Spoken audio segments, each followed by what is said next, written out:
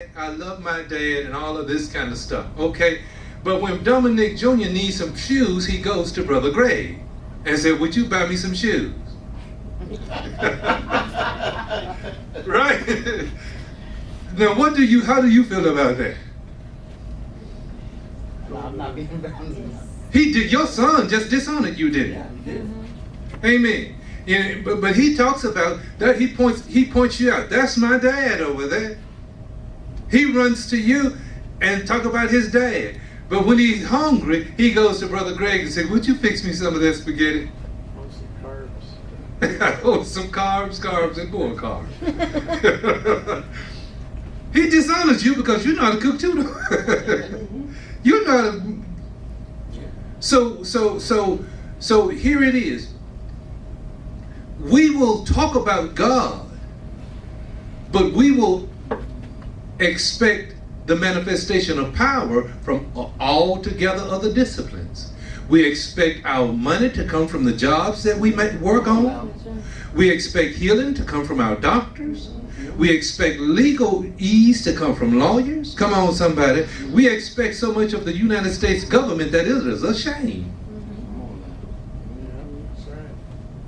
You know, we expect grants. I'm talking about we want a whole lot of stuff from everybody, and it's just and God said, you dishonor me. This is what God, you dishonor me when you expect power from the United States government, and I got all power.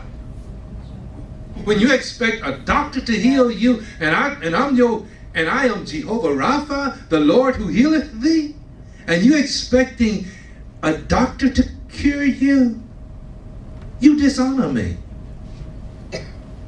I'm talking about you. Yeah, you talk about me, but your heart is not with me. You're not looking to me for my power.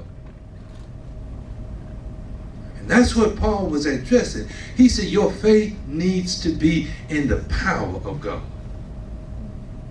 You need, and if I can just say this, there needs to be an awakening to say, God, I need to see your power. I need to have the power of God manifested in my life. So, Lord, I don't be walking around here just talking about God, but I can have a testimony of showing what you are able to do. I want to be able to talk about the power of my daddy. The glory. Yeah, and the light came on.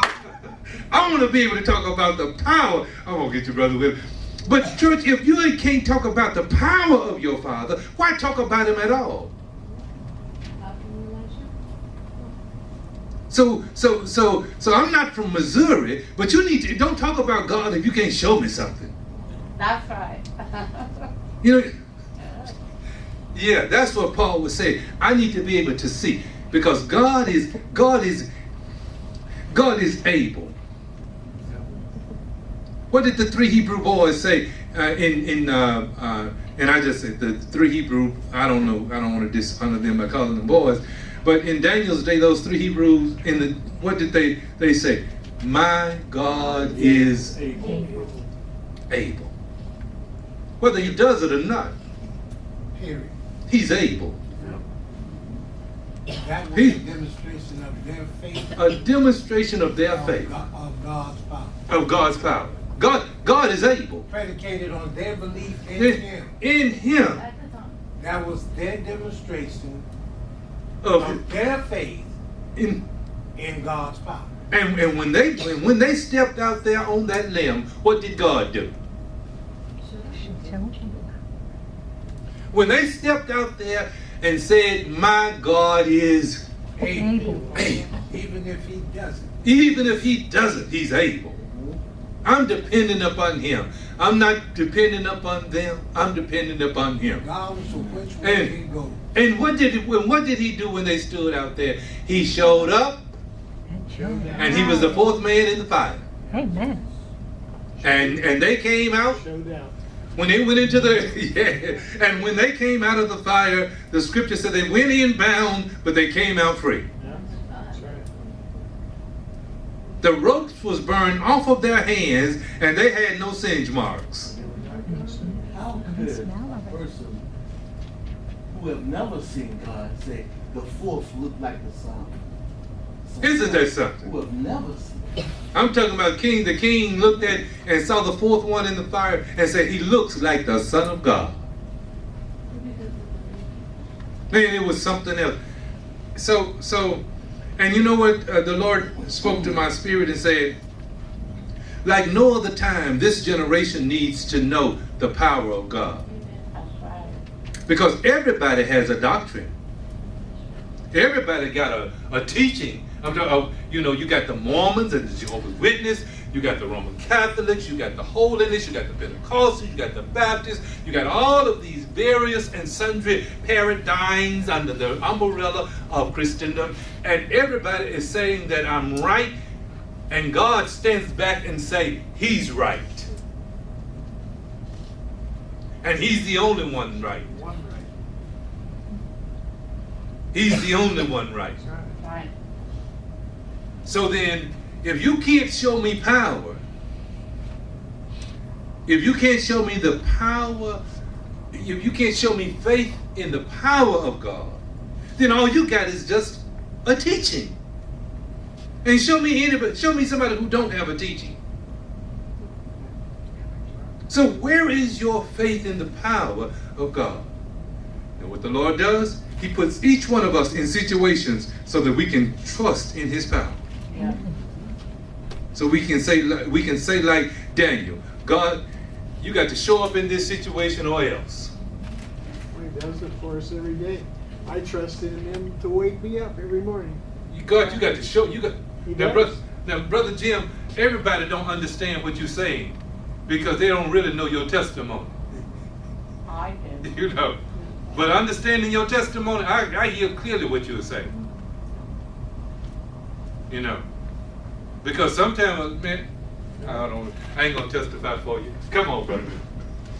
Earlier in the class, it was stated that he is the same, and I say today as he was yesterday, he will be forevermore. And in earlier times, demonstrations of God, the power of God turning water into wine without grapes, parting of the sea, feeding 5,000, all those things, healing, lame man walk, blind man see, raise the dead by calling his name. All of those things are demonstrations of the power of God. So why is it that we have a problem accepting those things which he did then? Being that we believe he's the same today as he was then, and will be forevermore. If his power was demonstrated then, why can't we accept those demonstrations of God's power then, now, as demonstrations of God's power? Now, can do that. Ask the question, and let's put it to the class. Why is it that we have no expectation any longer? Hallelujah. Because of the watered down gospel. You know? So let's put okay. Now I'm gonna come back to that. Any other? Why don't we have an expectation today of God, to the power of God? Demonstration of his power. Well, because things are being achieved. Science, technology, I mean, we've achieved almost God-like power. So, you know, where's God? You don't need him.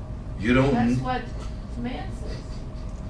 Because they. Isn't that dangerous? That is dangerous. But that's what is becoming.